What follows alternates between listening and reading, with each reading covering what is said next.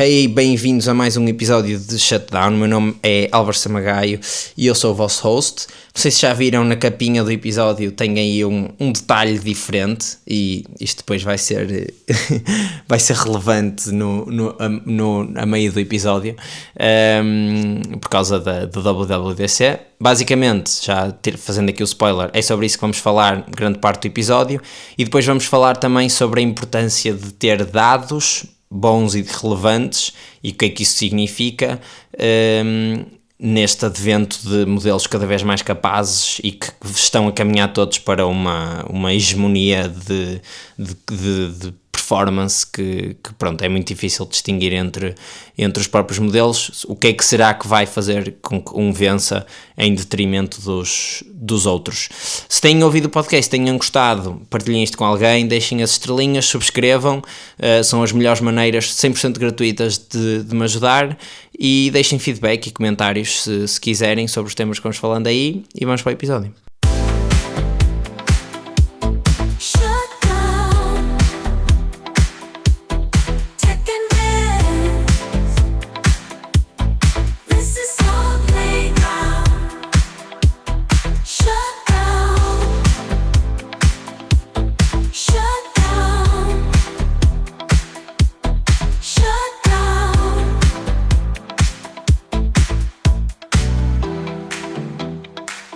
Esta semana foi a WWDC 2025, que é a Worldwide Developers Conference da Apple. Portanto, é a conferência em que eles apresentam as novidades novas relacionadas com software, ou seja, eles de vez em quando lançam hardware, mas neste caso não lançaram hardware, ou pelo menos no keynote não lançaram hardware, e quando lançam hardware normalmente são pequenos upgrades ou updatezinhos de produtos que já existem, ou seja, um iPad exatamente igual, mas com o chip do ano a seguir, porque estava atrasado e não poderiam esperar até setembro ou até março do ano a seguir, que normalmente é quando saem os iPads. E portanto, ontem, estou a gravar isto na terça-feira, a conferência foi ontem, eu vou deixar o link do vídeo no YouTube, ou seja, para aqueles keynotes super bem feitos da Apple. Em termos de produção, acho que ninguém os bate. Se calhar, quer dizer, antes de irmos ao que é que eles falam, só explicar um bocadinho o que é esta conferência, assim, durante 30 segundos. Basicamente, tal como a Google I.O., em que as apresentações são ao vivo, a Apple faz aqui uma mistura, faz um sistema híbrido.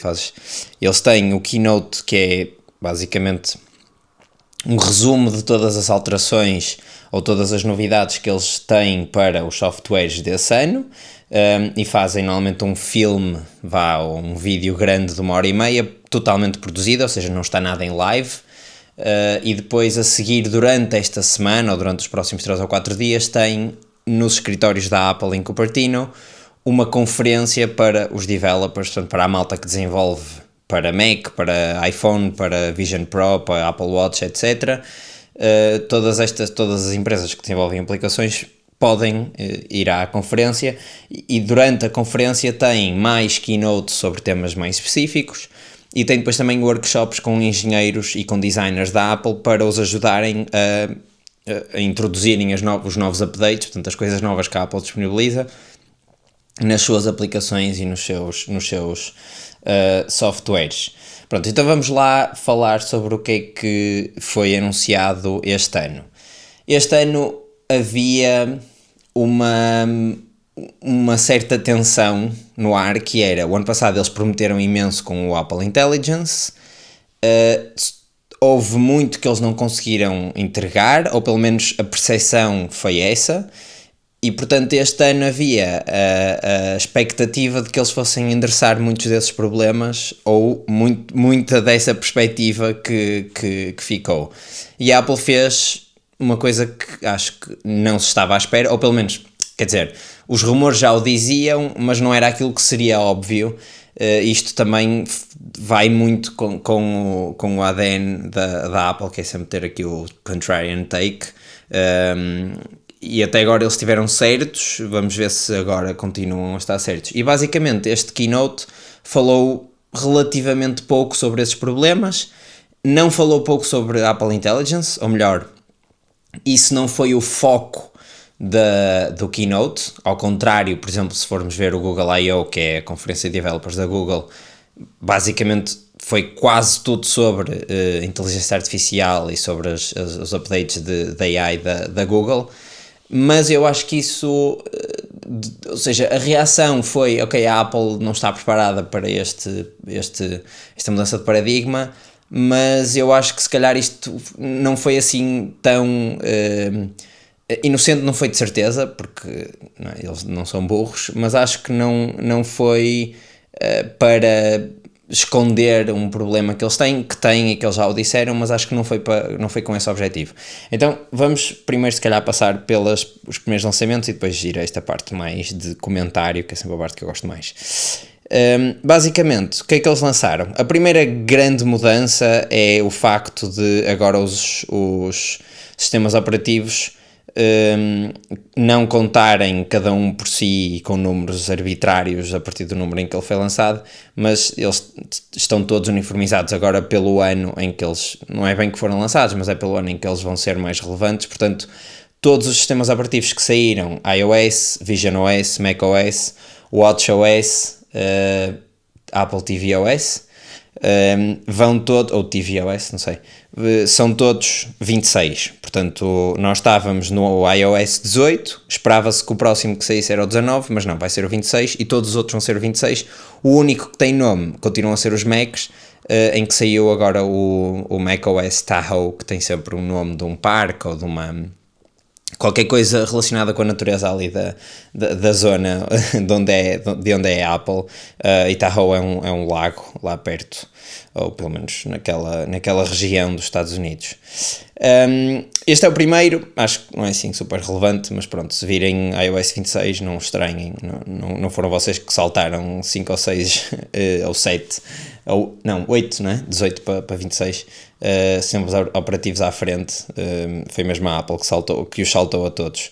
Depois, o primeiro grande momento do Keynote foi quando eles apresentaram a sua nova linguagem de design, a que eles chamaram Liquid Glass, e isto foi recebido com um misto de surpresa e eu acho que ou melhor, não foi um misto, foi recebido com um bocado de surpresa e desconforto, porque num mundo em que anda toda a gente a falar de AI, a Apple vem fazer um redesign das suas aplicações. O que é que está a passar aqui? E toda a gente anda a dizer que a Apple não está pronta e que vai perder a corrida, etc. Porque é que eles agora estão a fazer um redesign? Porque é que gastaram recursos nisto em vez de gastarem recursos em construir modelos bons? Pronto, mas o que é certo é que eles fizeram o seu redesign, e este redesign joga com a questão que eu tinha falado antes de todos os sistemas operativos serem número 26, ou seja, serem uniformes. O que é que eles fizeram? E eles pegaram na design language dos sistemas operativos e aproximaram-nos todos do Vision Pro, portanto, daquele look mais com os painéis translúcidos e como se fosse tudo painéis de vidro a mexerem-se no nosso ecrã, não é? Neste caso. E isto é muito difícil de explicar em palavras, é mais fácil de ver, e portanto eu vou deixar aí os links todos para vocês verem, mas basicamente todos os menus, mesmo as próprias aplicações da Apple sofreram um redesign para serem mais transparentes e portanto para não roubarem contexto àquilo que está por baixo do ecrã. Um exemplo, a barra de pesquisa do Safari deixa de ser uma coisa que é branca ou preta, conforme vocês tiverem o dark mode ou não, e que fica em baixo e que é opaca, portanto não se vê nada por baixo, e passa a ser uma barra como se fosse um vidro semi-opaco que não permite ou não incomoda totalmente a visualização do conteúdo que está por baixo. Depois isto com controles de vídeo também é a mesma coisa. As aplicações sofreram todas um redesign, e isto, se pensarmos bem, o último redesign que a Apple fez, pelo menos do iOS, foi no iOS 7, que saiu em 2013, portanto há cerca de 12 anos, ou seja, há 12 anos foi quando estes ícones, a Apple largou uma linha de design que se chama Skeuomorphism, que é desenhar coisas ou ícones ou um pensamento de design digital baseada nas texturas e nas formas do mundo real. Ou seja, nós antes tínhamos a aplicação do YouTube, era uma televisão, por exemplo, e o ícone, apesar deste não ser feito pela Apple, mas acho que é um ótimo exemplo, o ícone do Instagram antigo, não sei se vocês se lembram, era uma câmara analógica em formato quadradinho de ícone. Portanto, imitava mais o que era o material real e as notas eram um caderno com uma capa de couro, com uma textura de couro. Isso perdeu-se quando passaram para o iOS 7. Se pensarmos bem, estes ícones, muitos deles não representam nada, são literalmente ícones que nós agora associamos às coisas, portanto foi uma linguagem no fundo que eles inventaram, quer dizer... Estou aqui a olhar para o telemóvel, mas um relógio, há de ser sempre um relógio. Mas pronto, houve alguns tipos de fotografias, é uma flor colorida. Não é propriamente uma galeria de fotos como nós tínhamos pensado, ou como seria a linguagem natural do mundo antes destes smartphones aparecerem. E portanto eles agora voltam a um skeuomorphism, mas só de vidro. As aplicações, o design delas continua a ser abstrato, digamos assim, mas tem o material do vidro por trás a dar aquela representatividade de ser uma coisa mais real e mais realista e, portanto, a lógica que a interação seja mais fluida e mais natural. E isto tem uma razão de ser agora, ou pelo menos, quer dizer, agora, não é em 2025 especificamente, mas agora nesta altura, é porque isto já foi tentado antes. Não sei se lembram do infame Windows Vista, que tinha uma série de transparências, mas que por causa dessas transparências todas, ou seja, o ecrã tinha de estar sempre aware do que estava atrás e por cima, e os computadores na altura não eram potentes o suficiente, e o Windows também não era uma coisa muito otimizada, para correr essa série de transparências todas, e portanto o Windows Vista, apesar de muito bonito, ou ahead of its time, se quisermos pensar assim, não era um bom sistema operativo, não era um sistema operativo muito simpático para as pessoas que o usavam. E agora os nossos telemóveis, iPads, Macs, etc., já têm capacidade para correr este tipo de animações e este tipo de materiais, digamos assim, em que não é só uma cor, é preciso pensar no que está por trás e as coisas serem super dinâmicas e super reativas. Porque é que eu acho que também isto pode ser relevante? Não pelo timing, ou seja, acho que ninguém no mundo queria que a Apple fizesse um novo design, uma design language, mas normalmente isto historicamente tem sido verdade, a Apple define a linguagem de design das aplicações, ou seja, a aplicação standard, os elementos standard de uma aplicação iOS normalmente são copiados ou são o standard para depois construir os outros tipos de aplicações, ou até há aplicações que são 100% construídas no que é o standard do iOS. Por exemplo, o próprio Instagram e o WhatsApp têm estes elementos bastante standard. Se abrirem o WhatsApp, aquele onde diz chats em cima, ou conversas, ou não sei como é que é o default, isto são os elementos standard do iOS e, portanto, esta linguagem acaba por definir depois como é que as coisas são construídas para a frente, e os próprios designers seguem muito este Apple Design Language e as boas práticas e etc.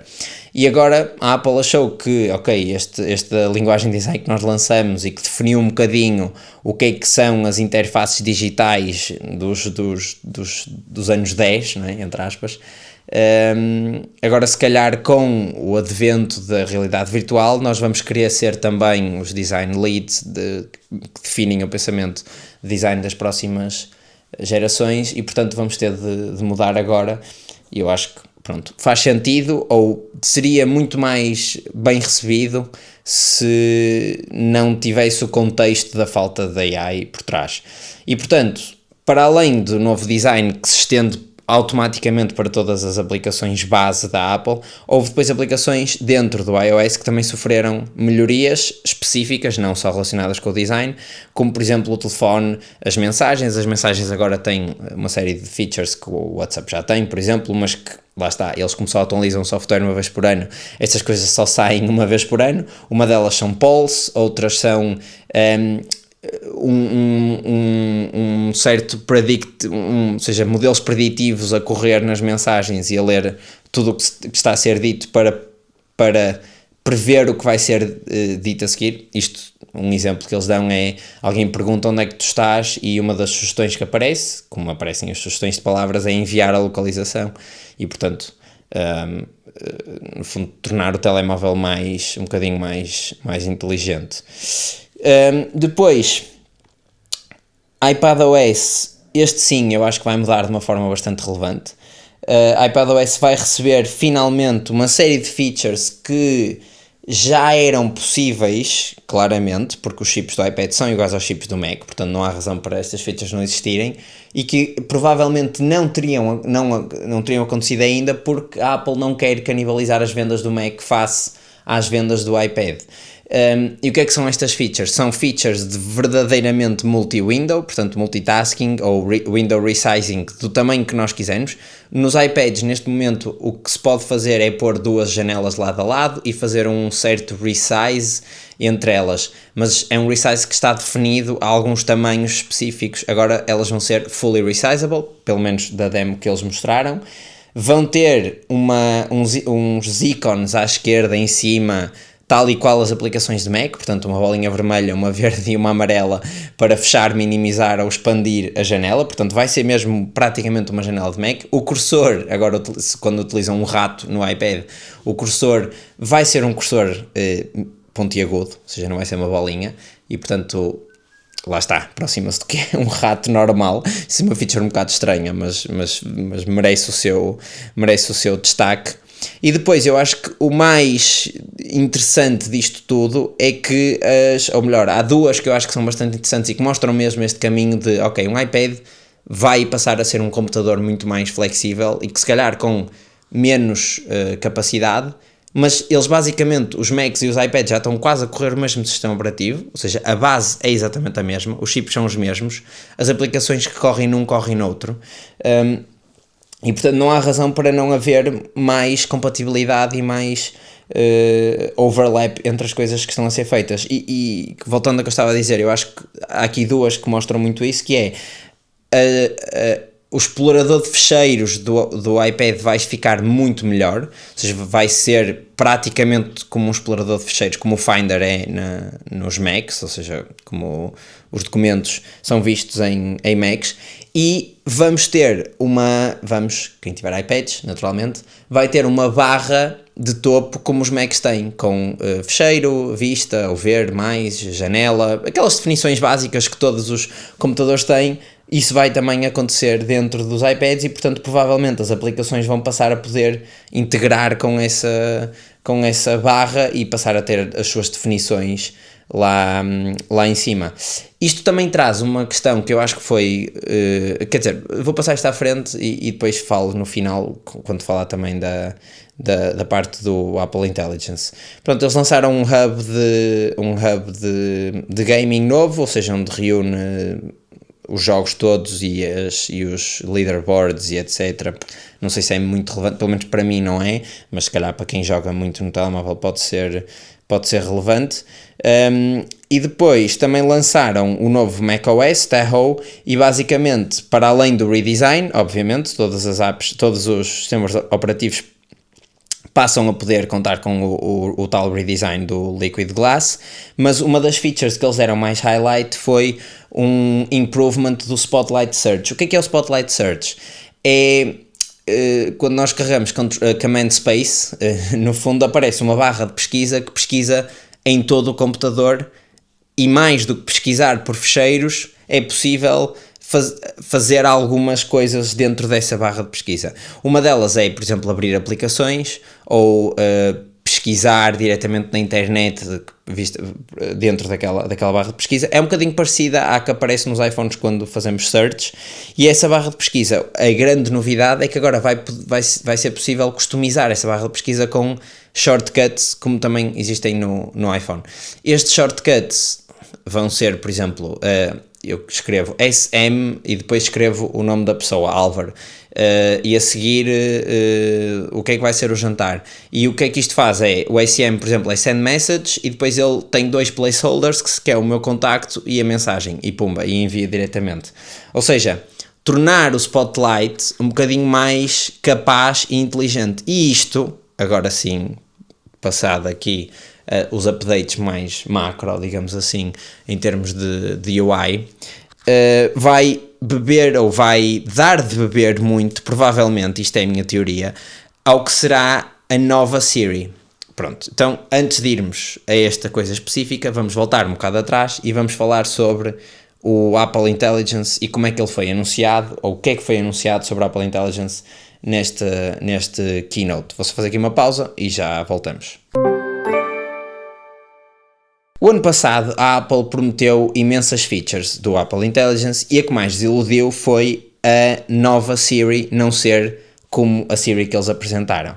A Siri, teoricamente, ia passar a ser uma entidade omnipresente no meu telemóvel e que e super privada, e que ia conhecer tudo o que eu faço dentro do meu telemóvel, idealmente até em aplicações de terceiros, portanto aplicações que não estão relacionadas ou que não são desenvolvidas pela Apple, mas que liguem com a Siri, e portanto eu ia conseguir perguntar quando é que eu vi esta banda, ou quando é que eu ouvi a música desta banda no último mês, e ela ia saber todas estas informações, ou quando é que chega o voo do meu irmão que foi para X ou Y sítio e que me já tinha enviado o número de voo por mensagem, e portanto a Siri é capaz de reconhecer isso e ir pesquisar o voo e depois dar-me a informação que eu preciso. Ou seja, este verdadeiro assistant não aconteceu. E se nós pensarmos bem, este verdadeiro assistant não aconteceu em lado nenhum do mundo. Nenhuma empresa de AI ou de tecnologia ou de que quer que seja conseguiu fazer um assistant deste género capaz e que seja altamente útil. Não, a Google não conseguiu. O Google Assistant ainda não é o Gemini, e é uma crítica que não se vê tanto a ser feita, tal como a Siri não ser capaz, talvez por se esperar, por se conseguir dividir mais a parte. Google é uma empresa de AI e que também faz software, e a Apple não é uma empresa de AI, mas faz software para pessoas, e portanto está-se à espera que a Siri seja melhor, e efetivamente a Siri é muito fraca, mesmo quando comparamos com o Google Assistant, mas portanto nenhuma empresa conseguiu crack the code nesta questão dos assistentes virtuais altamente capazes, e a Apple não é exceção. E a Apple tem aquele ónus de só vamos lançar features que estejam perfeitas, para não sermos ridicularizados e que as pessoas consigam usar isto sem um mínimo de esforço nenhum. E este ano esperava-se que eles endereçassem a falta da promessa que fizeram da Siri, e eles durante o ano foram fazendo uma série de mudanças, mesmo na equipa interna. Despediram a pessoa que estava à frente dessa parte do software e trouxeram um quadro interno que também já esteve encarregado de outras coisas mais bem-sucedidas, e portanto eles claramente têm um problema, reconhecem-no de formas um bocadinho ortodoxas, como é este caso, mas não falaram, a Siri não foi mencionada de todo, nenhuma vez, durante o keynote da Apple. O que foi sim mencionado foi a Apple Intelligence várias vezes, e eu acho que isto tem a ver com... ou seja, houve uma série de features da Apple Intelligence que saíram. Uma delas, por exemplo, que eu acho que é interessante e que a própria Google anunciou também agora a semana passada, ou há duas, 3 semanas, eu tenho um episódio sobre isso, deve ser há 2 ou 3 episódios. Uma delas é, por exemplo, Live Translation em chamadas. A Google anunciou isso no Google Meet e a Apple anunciou isso no FaceTime e em chamadas normais. Portanto, a pessoa com quem nós estamos a falar não precisa ter um iPhone.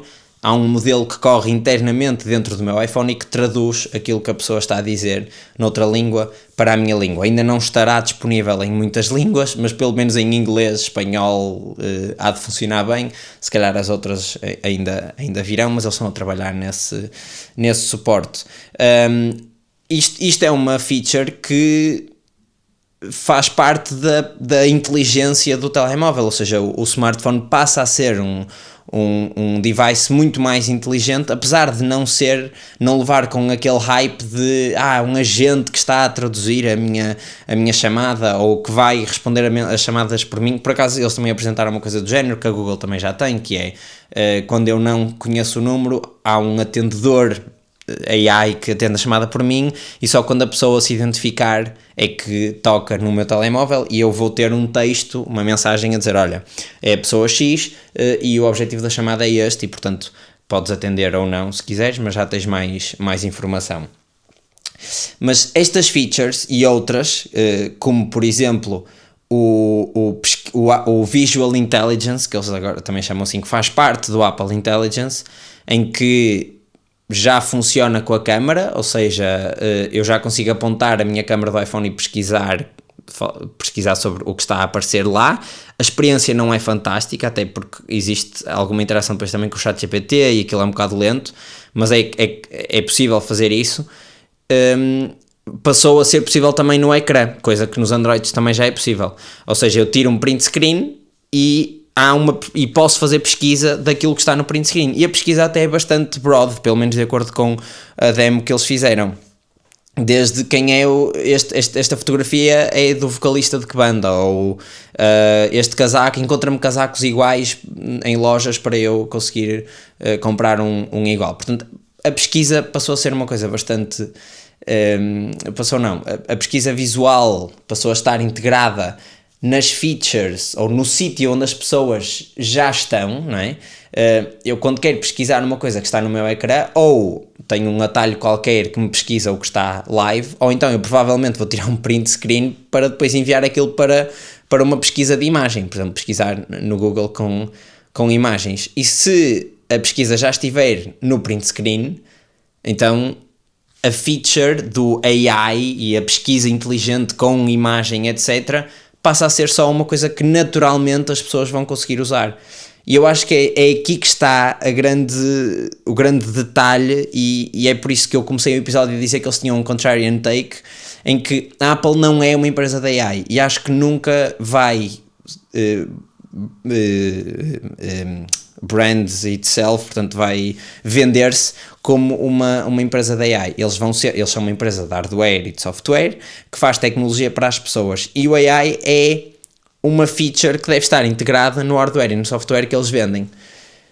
Há o outro lado da moeda. Portanto, isto é o lado que parece que a Apple está a defender, e isto é coerente com o facto de eles não falarem da Siri. Portanto, nós vamos introduzir todas estas pequenas coisinhas da AI, a Translation, a Visual Intelligence, etc. Vamos chamar-lhe Apple Intelligence, mas na verdade eles podiam chamar a isto tudo Siri, e é a Siri que pesquisa, é a Siri que traduz as chamadas, só que não estão a chamar porque não querem defraudar se calhar essa expectativa de um dia conseguirem efetivamente chegar ao ponto em que a Siri é um verdadeiro assistant, e aí dizem, isto tudo do Apple Intelligence agora pertence à Siri, e portanto é a Siri que faz todas as coisas inteligentes. Mas o outro lado da moeda é, ok, a Apple não é uma empresa da AI, portanto não tem responsabilidade de criar os melhores modelos, não é? Não tem, como a Google que está a apresentar o Gemini, e comparar isso com a OpenAI, com a Anthropic, etc. Mas é uma empresa que tem uma plataforma gigante onde as pessoas existem, que é o iPhone e os Macs e etc. E essa plataforma pode perder relevância se a nova plataforma passar a ser AI. Portanto, se a AI passar a ser a maneira como as pessoas interagem com a tecnologia. E isto, já vimos OpenAI com o Johnny Ive a tentar fazer um assistente, portanto lá está, isto não é uma tarefa assim tão fácil. As próprias empresas da AI não conseguem fazer um assistente de AI, e portanto se a Apple não mudar para esse novo paradigma, se não fizer essa mudança, provavelmente vai tornar-se irrelevante. E houve pessoas internas da Apple, portanto diretores executivos bem lá em cima, que disseram, sim, se nós não mudarmos para AI, o iPhone pode passar a ser irrelevante. Eu achei que há um equilíbrio e há uma transição que não tem de ser imediata, nem consegue ser imediata, porque a Apple, lá está, não é uma empresa da AI, e há um equilíbrio, esta transição em que eles vão, ok, o Johnny Ive juntou-se ao OpenAI para fazer dispositivos da AI, mas o iPhone existe, e é um bom dispositivo. Porque é que nós não melhoramos só o iPhone até ele efetivamente tornar-se uma coisa que é obsoleta, ou que pode passar a ser obsoleta? Nós temos é de garantir que no nosso backlog estamos a trabalhar no que será o substituto do iPhone, que foi isso, por exemplo, que a Nokia não fez. A Nokia achou, estes smartphones e touchscreens, isto não vai dar em nada, e não se prepararam para quando, sim senhor, os nossos telemóveis são os melhores, vão deixar de ser um dia, então ok, nós já temos aqui o plano B, e o plano B são estes smartphones com ser muito mais bombados. Não, entretanto a Nokia perdeu essa corrida. Foi a Apple que a ganhou, a Google depois também veio a seguir, Samsung e etc. Mas eles têm de se preparar, porque efetivamente esta mudança de paradigma vai existir de uma forma ou outra. Todas as empresas estão a adaptar a isso, ou a tentar trabalhar para isso. Eu acho que a própria Apple também só não está a assumir já, ok, nós a partir de agora somos uma empresa de AI. E eu acho que eles de certa forma fazem bem, desde que as pessoas não deixem de comprar os seus dispositivos porque não têm features X ou Y de AI. E a minha opinião é que eu acho que efetivamente a Siri podia já ser muito melhor, não ser um assistente virtual 100% omnipresente e omnisciente, porque acho que isso, lá está, nenhuma empresa, nem as próprias empresas de AI conseguiram fazer, mas ser muito mais conversacional e ter pelo menos a qualidade de um GPT 3.5, que já saiu há 3 anos quase, e que já era minimamente responsivo em termos de conversa. Isto porquê? Porque a Apple também, ou porque é que eu digo que a Apple está a preparar? A Apple já tem alguns modelos e eles abriram esses modelos, as APIs desses modelos, aos developers. Ou seja, eu se quero construir uma aplicação para iOS ou para macOS ou etc., que me exija que eu tenha, ou que pode exigir que eu tenha interação com uma LLM, e eu, em vez de usar a OpenAI e fazer um pedido à API do OpenAI que se liga à internet, faz o pedido, vem, tem custos e etc., a Apple disse, olha, nós temos modelos que correm dentro do telemóvel, são modelos que correm on-device, portanto não têm custos acrescidos de API, são altamente seguros porque os dados não saem do telemóvel e vocês podem corrê-los de borla porque estão aqui a correr e, portanto, nós estamos a disponibilizar os modelos que já existem e que alimentam algumas destas features do Apple Intelligence para vocês utilizarem. Isto acho que é bastante importante. A questão é, a Apple só tem 2 modelos. Tem um modelo de 3 bilhões de parâmetros, que assim corre 100% localmente, e depois, este aqui já é rumor, tem um modelo um bocado maior de 15 bilhões de parâmetros, que teoricamente será o modelo que vai alimentar a nova Siri, mas que ainda não está no ponto que eles desejam para isso, e portanto este modelo só é acessível via o Private Cloud Compute, ou seja, exige ligar à internet, mas não deixa de ser um serviço gratuito e que vive dentro do ecossistema da Apple. Estes valores, só para compararmos com outros modelos, por exemplo, o Llama novo tem 17 bilhões de parâmetros, o Llama 4, o GPT 4o, este é assim um bocadinho difícil de estimar, mas supostamente anda entre os 200 e os 300 mil milhões de parâmetros, e o GPT-4o Mini tem 8 mil milhões de parâmetros, e portanto comparado aos 3 da Apple é um modelo mesmo muito pequenino e claro, muito menos capaz do que os outros, mas um GPT-4o Mini já é um modelo muito capaz e já seria um modelo suficientemente bom para ter um improvement na Siri, só que eles não devem querer usar os modelos da OpenAI, nem da Meta, nem da Google, nem nada do género, devem querer na Siri pelo menos usar os seus modelos, e não estão a ser capazes. E não estão a ser capazes por uma razão muito específica, na minha opinião. E vou dizer essa razão a seguir à pausa, porque vai estar relacionada com as outras 2 notícias que vamos falar.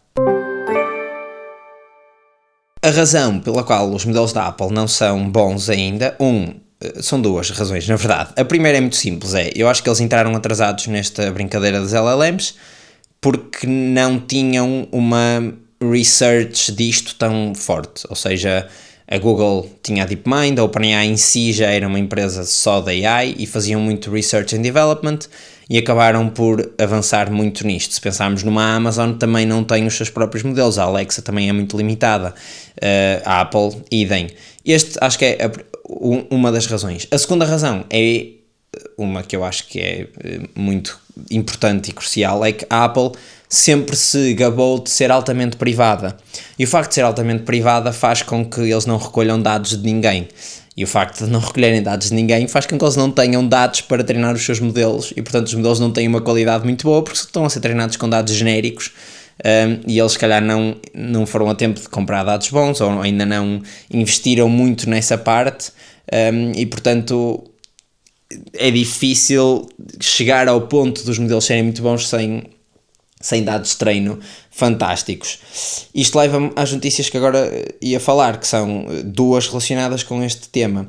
Esta questão dos dados de treino, eu acho que vai se tornar cada vez mais importante, ou seja, quando os modelos chegarem ao patamar de capacidade, não vou dizer máxima, mas a um patamar em que já é muito difícil distinguir entre os vários modelos, eles são basicamente todos mais ou menos iguais em termos de capacidade, ou seja, em termos de tamanho, aquilo que os computadores conseguem correr e o que é plausível para a tecnologia atual. O que vai definir a qualidade das respostas e do conhecimento destes modelos é os dados de treino, ou seja, é a capacidade destes modelos cuspirem informação que é melhor do que o modelo do lado. Não é a capacidade de serem mais inteligentes ou mais capazes, não. É de saberem mais e, como sabem mais, depois também conseguem montar uma resposta muito melhor. E até agora, ou até há, se calhar, uns meses atrás, estas empresas, OpenAI, Anthropic, a própria Google, o que fizeram foi treinar com, a Google se calhar nem tanto, mas as outras de certeza, foi treinar com dados, entre aspas, roubados, que não é bem entre aspas, porque efetivamente alguns deles foram mesmo roubados. E isto está, parece-me a mim, a acabar. Primeiro porque estes dados roubados já se estão a esgotar, ou seja, as fontes de informação relevante e interessante na internet já devem ter sido todas ingeridas por estes modelos. Aquilo que não foi ingerido são aquelas fontes de informação que, a meu ver, são as melhores, são jornais, são revistas, são blogs de pessoas que não estão publicamente available, ou seja, por exemplo, malta que tem substacks muito bons e que são privados, que têm uma paywall. Todas estas coisas são muito mais difíceis de aceder, ou, por exemplo, o Reddit, que tem blockers para bots de algumas destas empresas. Todas estas informações têm primeiro como são publicações, estão a ser atualizadas constantemente, e é isso que os modelos precisam, é novo conhecimento. Depois é conhecimento que é auditado e editado por humanos e, portanto, à partida tem uma qualidade superior do que aquela que é gerada por AI, porque neste momento alguns destes modelos estão a treinar com dados que foram gerados por próprios modelos de AI. E depois, para além desta qualidade superior, tem dados que são validados e que podem ser fontes relevantes para os próprios modelos se basearem e ancorarem as respostas que vão dar. Ou seja, se eu tiver um modelo que é treinado em muitos dados, mas são todos sites que não são minimamente validados e que, portanto, a informação pode ser mais ou menos arbitrária em termos de qualidade e em termos de validade, isso faz com que o meu modelo, quando for cuspir informação, também vai cuspir informação má, digamos assim. E o que é que aconteceu?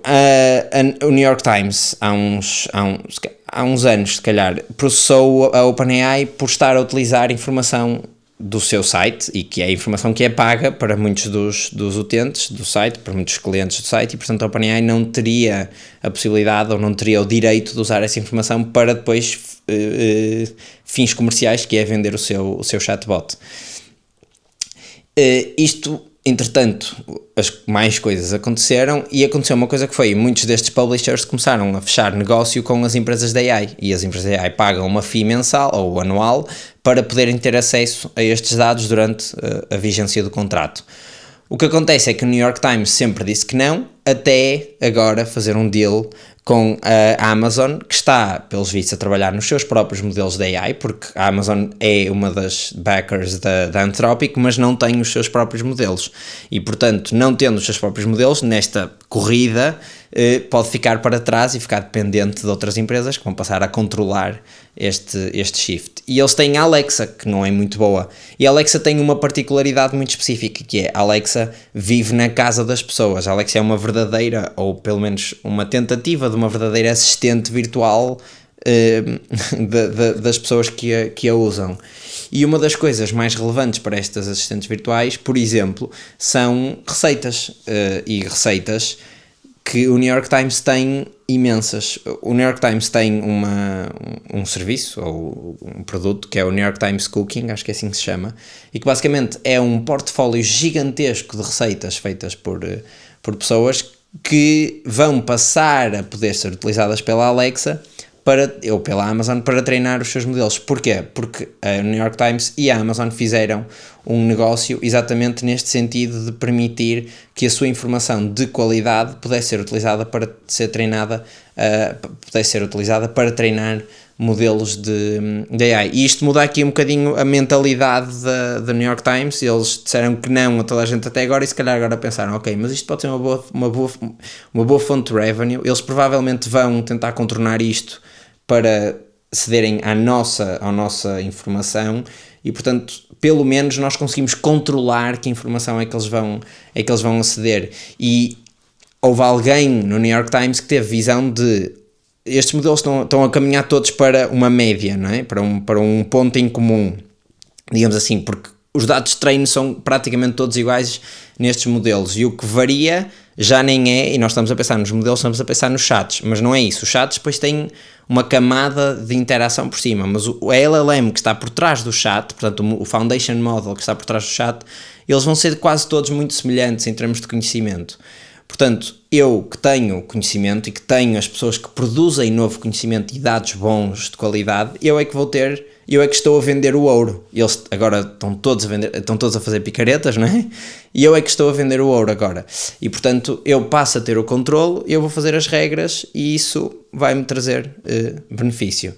Isto contrasta com um trial que houve, ou um processo que está a haver agora, que foi Anthropic, foi posto em tribunal pelo Reddit, porque o Reddit percebeu isto antes de todos eles e fez contratos com a Google e com a OpenAI para poderem fazer scrape dos comentários todos e das threads de Reddit que existem, e isto tem ou seja, é informação boa noutro sentido, não por ser informação jornalística, mas por ser uma amostra enorme e super valiosa de interações humanas, de pessoas que não se conhecem na internet e da maneira como as pessoas comunicam online. E portanto, principalmente se calhar para a parte do chat, é importante eles aprenderem como é que as pessoas comunicam online e como é que escrevem e como é que são emotivas, portanto, para fazer essa tal diferença das LLMs.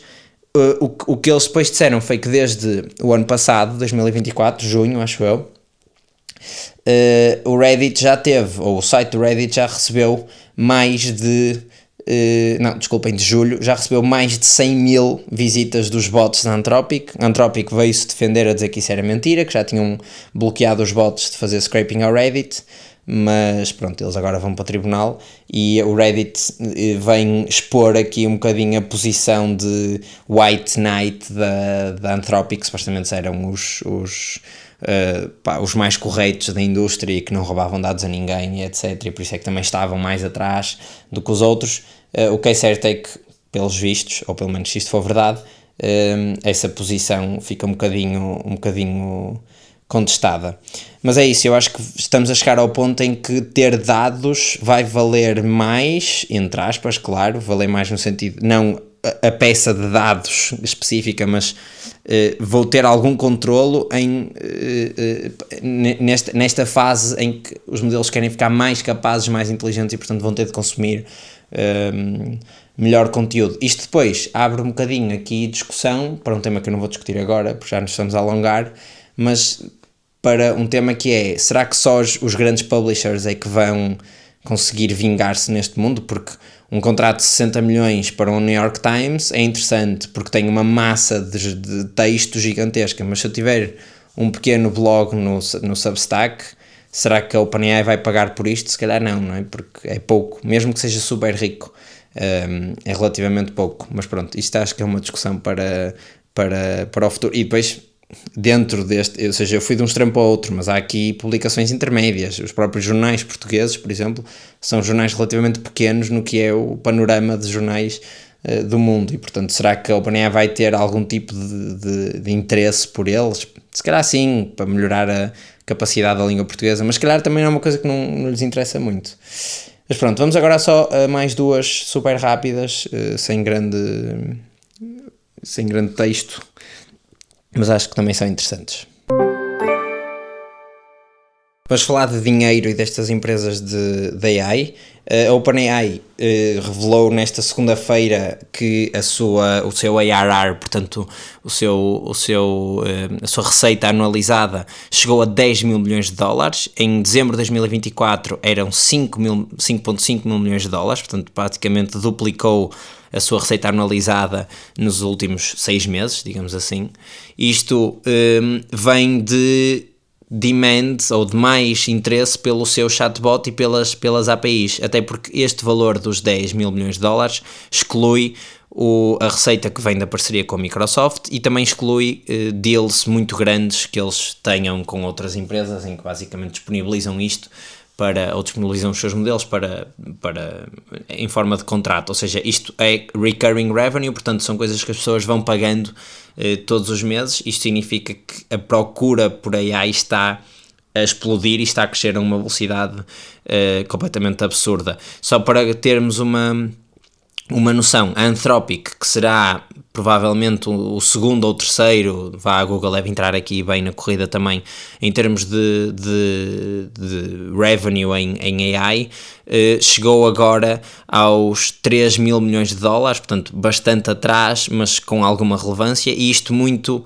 alimentado pela procura dos seus modelos para código, portanto para aplicações que usam código. E isto leva-me à segunda e última notícia do podcast, que é o Cursor, que é uma destas aplicações que ajuda as pessoas a programarem com AI, levantou uma ronda de 900 mil milhões de dólares e que avalia a empresa em 100 mil milhões, eu disse os números mal, levantou uma ronda de 900 milhões de dólares e que avalia a empresa em 10 mil milhões de dólares, portanto é uma ronda gigantesca.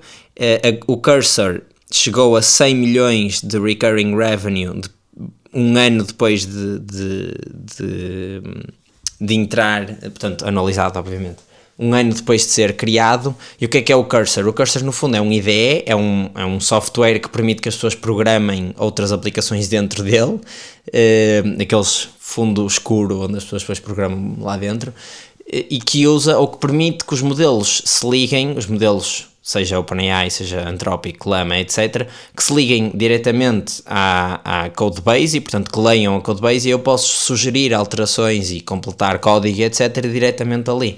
Isto é interessante porque é